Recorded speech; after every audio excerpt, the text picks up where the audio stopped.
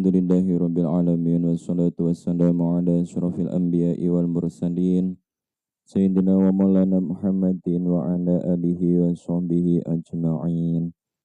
Alhamdulillah Nabi Mustafa Muhammadin sallallahu alaihi wasallam wa ala alihi wa sahbihi wa azwajihi wa dhurriyyatihi wa ahli baitihi ajma'in. Ila jami'i masyayikhina wa masyayikhina Usun simbeki Abdullah Faqih Langitan wa simbeki Abdullah Munim Marzuki Langitan wa jami'i masyayikh Langitan wa ila hadrati ruhim jami'i masyayikh al-Islam usun simbeki Ahmad bin Abi Yamin wa Abu Ahmad Taifuddin bin Ahmad bin Yati wa ila hadrati ruhim Syekh Jadin Asyuti wa Syekh Janati al-Mahali lahumul Fatihah. A'udzu billahi minasyaitonir rajim. Bismillahirrahmanirrahim. Alhamdulillahi rabbil alamin arrahmanir rahim maliki yaumiddin. Iyyaka na'budu wa iyyaka nasta'in. Ihdinas siratal mustaqim. Siratal ladzina an'amta 'alaihim ghairil maghdubi 'alaihim waladdallin. Rabbi findi wa liwalidayya wa lil mu'minina amin. Bismillahirrahmanirrahim. Surat Al-Furqan ayat 33. Betul nggih? Dek mau tak takok nombek Mbak Via mau ya. Nek salah nombek Via. Aku lali. Bismillahirrahmanirrahim. Wala ya'tunaka bimasalin. Niku nggih, pun panggih. Wala ya'tuna lan ora nekaake sapa kufar ka ing sira. Wala ya'tuna lan ora nekaake sapa kufar ka ing sira. Bimasalin kelawan tulodo. Bimasalin kelawan tulodo. Fi ibtali amrika ing dalem batalake perkara sira. Fi ibtali amrika ing dalem batalake perkara sira. Illa jikna kejaba nekaake ingsun Allah ka ing sira. Illa jikna kejaba nekaake ingsun ka ing sira bil haqqi kelawan perkara kang bener. Ad-dafi'i kang nolak. Ad-dafi'i kang nolak. Lahu maring masal. Lahu maring masal. Wa ahsana lan luweh bagus apane tafsiron pertelane. Wa ahsana lan luweh bagus apane tafsiron pertelane. Bayanan tegese pertelane. Bayanan tegese pertelane. Bon. Wala ya'tunaka dan mereka tidak mendatangimu bimasalin dengan sesuatu yang aneh. Fi ibtali amrika dalam membatalkan perkaramu. Illa ji'naka kecuali aku datangkan kepadamu bil haqqi sesuatu yang benar. Ad-dafi ailahu untuk menolaknya. Wa ahsana dan lebih baik tafsiron tafsirnya, penjelasannya. Nenggene ayat niki ya, dalam ayat ini mengisyaratkan bahwa dalam interaksi Al-Quran ya, di tengah-tengah masyarakat kita tidak jarang timbul berbagai macam sanggahan. Ngertos sanggahan ya? Ya. Kadang juga timbul berbagai macam pertanyaan.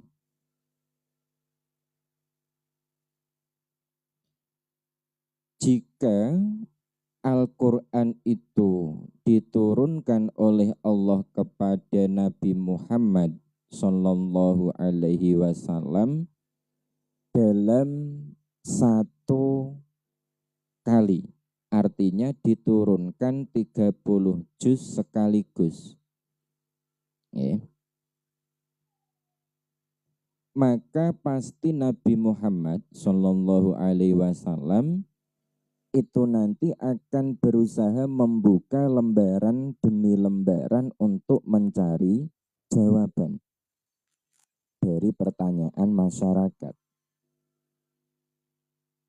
Misal, tak kasih contoh. Dalam satu waktu, saya memberi kalian satu buku. Misalnya, buku apa? Buku fikih, tebale 100 halaman. Dan kalian belum pernah membacanya sekalipun. Nih. Terus saya tanya, utawa ada seseorang tanya, Mbak, bagaimana cara toheroh yang benar?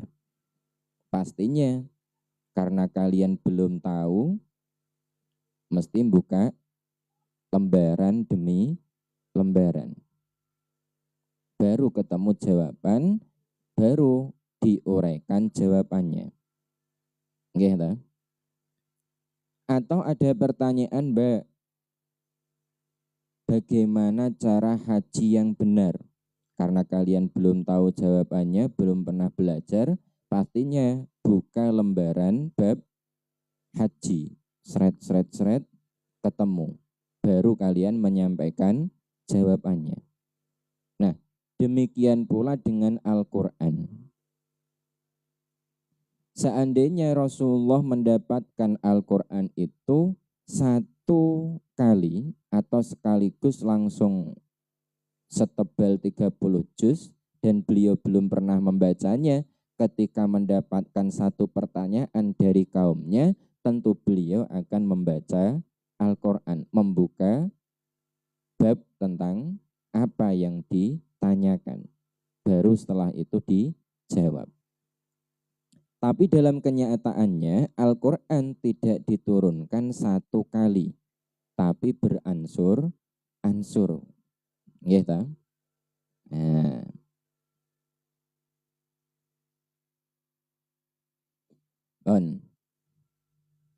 Nah, di samping itu, ya, jika Rasul itu menjawab pertanyaan dari kaumnya dengan membuka lembaran-lembaran Al-Quran, tentu akan berbeda, ya, jika beliau itu menjawab seketika. Ya. Jadi jawaban beliau niku tidak sesegar ketika dijawab secara spontan. Paham ya? Ono wong takon, ada orang bertanya, Mbak, gimana hukumnya ini? Langsung tek, kalian jawab. Ya kan? Beda karo, Mbak, piye hukumnya iki? Baru kalian, oh sik yo, aku sih bingung, ngeluh sih aku tak golek sik. Nah, rasanya pasti beda. Sama kene paham nggih? Itulah kenapa Al-Qur'an tidak diturunkan satu kali, tapi pelan-pelan, sedikit demi sedikit.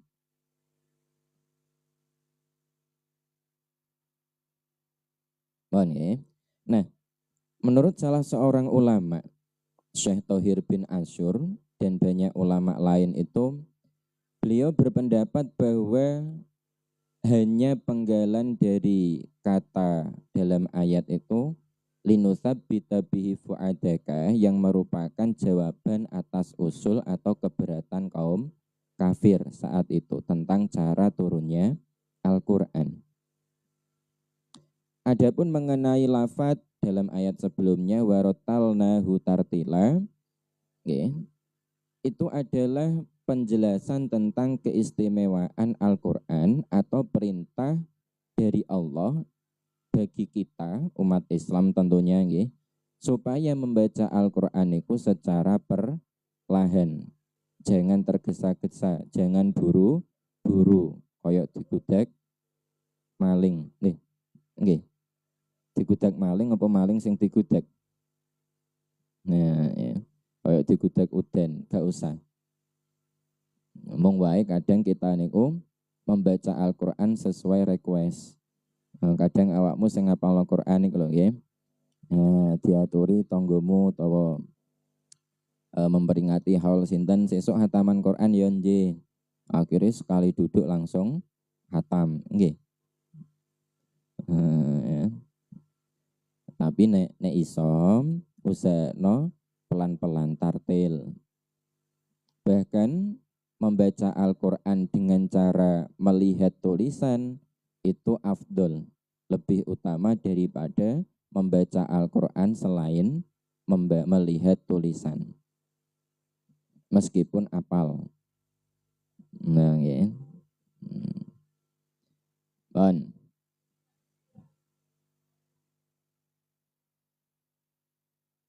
Iku ayat 33.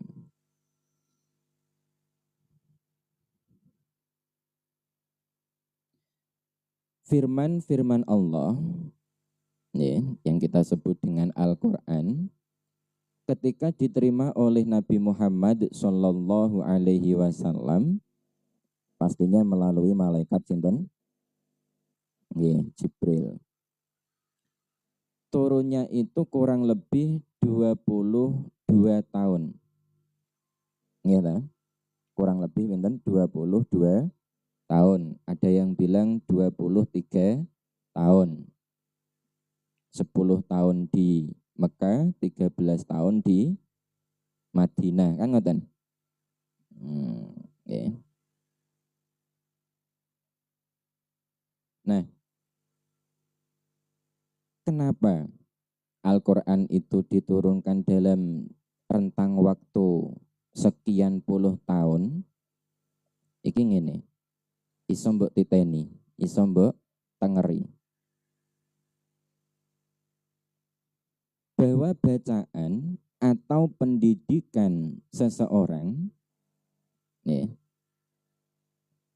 baru dapat dilihat hasilnya, baru bisa dinilai kinerjanya, itu dimulai dari awal mula dia belajar sampai kurang lebih 20 tahun. Jadi dalam waktu 20 atau 21, 22 tahun, dari awal mula dia belajar, baru bisa dilihat hasilnya. Untuk saat ini kalian belum tahu bagaimana hasil saya belajar. Awakmu mulai mondok niki tahun pinten? Utawa awakmu mondok niki mbon pinten tahun? Ndak indah pinten tahun? 6? Nggih. 6 tahun. Hasilnya wis ketok. Ya. Mbak Fia mbon pinten tahun? Sekawan. Hasilnya mbon ketok? Oh dereng. Berarti tesih senior Mbak Indah ini ya. Iki Mbak siapa Mbak jeneng Mbak? Anissa, pinten tahun? Nembe 1 tahun. Mbon ketok hasilnya? Dereng. Nah, wes ya. Nah, engkau titeni 20 tahun dari awal kalian mondok, engkau lagi ketok hasilnya. Ya. Dan iki bener-bener ketika kula mutolaah, ketika belajar niki entuk dawuh niki, tak angen-angen. Kula mondok niku 2004. Niku awal mula saya mondok. Terus nikah 2022. Iku pinten tahun? Nah, ya sekitar itu ya. Kemudian Abah Kapundhut 2024. Saiki 2026. 2026 dikurangi 2004 niku nek tak hitung nganggo kalkulator ketemu nih 22. Ya. Ketemu nih pinten?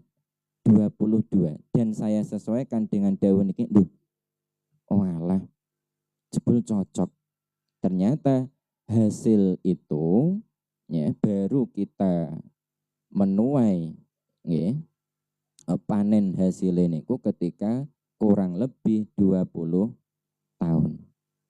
Iku lagi ketok, lagi krasa. Engko awakmu bakal dikongkon apa karo wong, ditakoni apa karo wong, dikongkon ngulang apa karo wong niku sejak niku. Dan pas 20 tahun sejak Abah kapundhut tahun 2024. Loh, kok iso pas?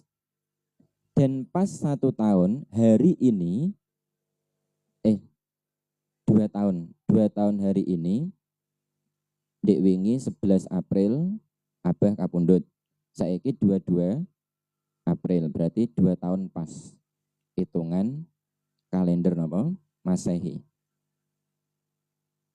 Engko titeni omonganku ya, 20 tahun dari saat ini engko awakmu dadi apa? Ana sing dadi perawat ya. Ngrawat sapa Pak? Ya bojone sapa neh. Nah, nggih. Ana sing dadi ustazah, ana sing dadi bunyai. Nah, nggih. Ana sing dadi apa-apa. Titeni tenan. Nek Pak aku wis 20 tahun bahkan 30 tahun kok gak dadi apa-apa. Nah ya, aja salahno aku. Ya salahmu dhewe mbiyen lah apa ae kok gak dadi apa-apa. Nah, nggih. Bon. Jadi teng mriku nggih, kemajuan atau kemunduran seseorang niku dilihat dari awal mula dia belajar, kemudian 20 tahun setelahnya. Nek maju berarti hasil, nek mundur berarti gak hasil. Ngoten mawon. Bon. Engko lagi kalian niku bisa tampil pas waktu iku. Ya saiki durung ketok. Bon, selanjutnya gak usah akeh rong ayat wae. Hum utawi kufar iku alladzina wong akeh. Hum utawi kufar iku alladzina wong akeh. Yusyaruna kang den kumpulake sapa alladzina ala wujuhihim ing atase pira-pira wajah alladzina. Ayus qauna tegese den kiring sapa alladzina. Ila jahannama maring neraka jahannam. Ula ika utawi mengkono-mengkono alladzina iku syarun luweh Allah. Iku syarun luweh Allah apane makanan panggonane. Apane makanan panggonane. Wa utawi makan iku jahannamun neraka jahanam wa adzalulan luweh sasar apane sabilan dalane. Wa adzalulan luweh sasar apane sabilan dalane.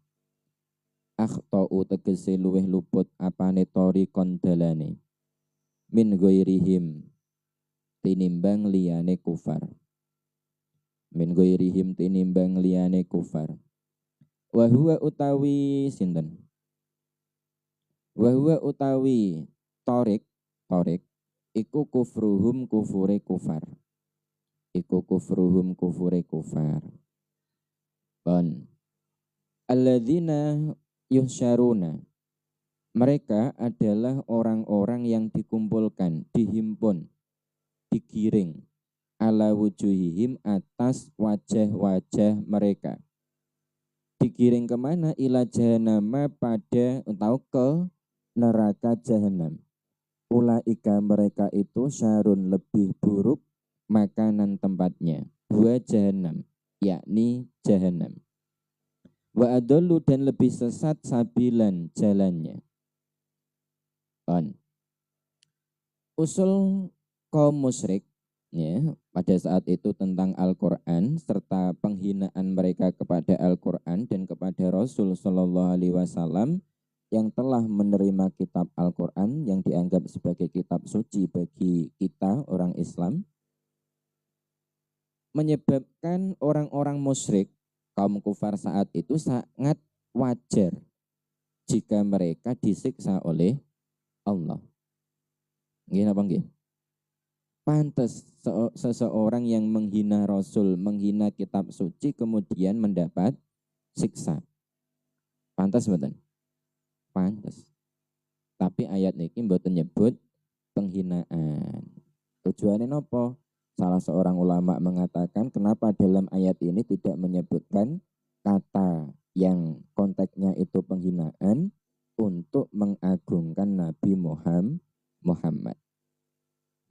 Berbeda dengan ulama-ulama yang lain tentang makna dari lafadz yuhsyaruna ala wujuhihim. Beberapa ulama ada yang mengatakan yuhsyaruna, mereka digiring, dikumpulkan ala wujuhihim, atas wajah mereka.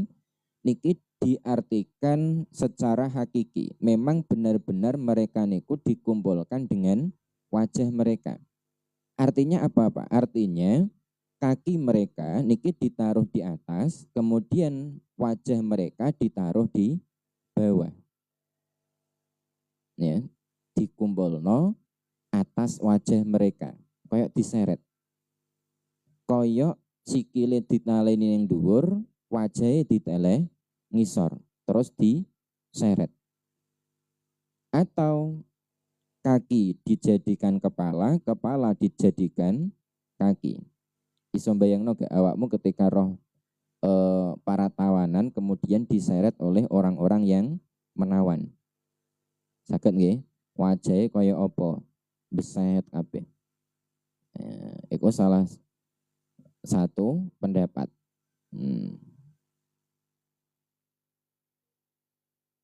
Termasuk Syekh Al-Biqai. Beliau salah satu ulama yang mengatakan demikian.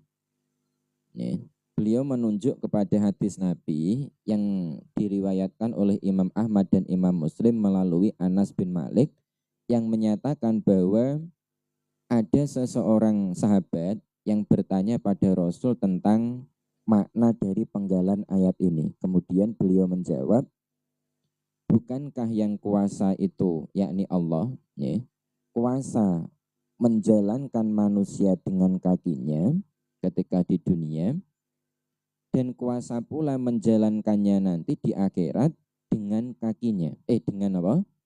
Wajahnya. Allah mawon, Allah saja ketika di dunia ini kuasa membuat seseorang itu berjalan dengan kaki, apakah tidak kuasa bagi Allah menjalankan seseorang berjalan dengan wajah? Kuasa betul. Kuasa. Dengan dasar dalil ini Syekh Al-Biqai mengatakan yuhsyaruna ala wujuhihim itu benar-benar berjalan dengan wajah. Awakmu tahu mboten? Melaku nganggo wajah, mboten nggo tangan loh ya. Nah, awakmu ahli olahraga kan biasanya melaku nggo tangan iso. Apa jenenge niku? Nggih. Tapi niki nganggo wajah. Piye melaku nganggo wajah? Mosok irungnya gitu. Ya ora iso dul. Dan ada lagi ulama yang memahami penggalan ayat yusyaruna ala wujuhihim itu, mereka itu tidak berjalan dengan wajah, tapi diseret. Jadi sikile ditarik, wajahnya sing nempel lemah. Wajah nempel lemah, sikile diangkat. Nyantuh tanah nih. Sebagaimana yang ditegaskan dalam surat Al-Qamar ayat 48. Ada juga ulama yang memahami bahwa kata yusyaruna ala wujuhihim itu bukan benar-benar berjalan atau diseret wajah mereka, tapi sebagai kiasan betapa hinanya orang-orang kafir. Wajah dideleh ngisor terus diseret, itu kan menandakan hina. Kayak kita sholat, meletakkan wajah anggota tubuh paling mulia ke tanah, niki sebagai wujud betapa diri kita niku hina. Nah, awakmu wis dadi bunyai gede misalnya. Mah aku wis dadi bunyai gede, mah aku sholat nempel lemah, nempel sajadah, mah tak tempel no tembok wae lah. Wae sujud ngono. Gak gelem nempel lemah, gak iso. Nggih. Nah, sidik engkas di bawah ada kata syarun dan adol. Kata syarun dan adol niki secara nahwiyah jenenge isim tafdil, isim yang menunjukkan makna melebihi sesuatu yang lain. Syarun lebih buruk, adol lebih sesat. Nah, kata lebih niki berarti ada sesuatu yang melebihi sesuatu yang lain. Misal contoh, saya lebih kurus dari Mbak Indah. Nah, okay. Kata lebih kurus itu berarti ada sesuatu yang dilebihi. Nggih ta? Nah, nggih napa nggih? Utawa lebih kurus, aku gak muni lemu ya. Kulo lebih kurus dari sapa? Aku nek muni awakmu lemu, awakmu tersinggung. Wong wedok iki biasane ngoten. Nah, ya. Nah, kata syar dan adol yang pada awalnya niku bermakna lebih buruk dan lebih sesat, tapi dalam penggalan ayat ini yang dimaksud niku bukan untuk membandingkan, karena tidak ada yang membandingi. Oke. Sesuatu yang tidak ada bandingan niku tidak pantas untuk dibandingkan. Jadi dimaknani apa jenenge niku bukan lebih tapi paling sing syarun sing awalnya niku lebih buruk tapi dimaknani paling buruk. Adol yang awalnya secara nahwiyah dimaknani lebih sesat, teng mriki maksudnya niku paling sesat. Nah, cara kurus berarti tidak lebih kurus tapi paling kurus. Lho ngoten lho nggih. Nah, bon. Ikilah dua ayat 33 dan 34. Wis kanggo mukadimah gak usah akeh-akeh rong ayat wae. Wallahu a'lam bishawab. Subhana rabbika rabbil izzati amma yasifun. Wassalamun alal mursalin walhamdulillahi rabbil alamin. Wassalamualaikum warahmatullahi wabarakatuh.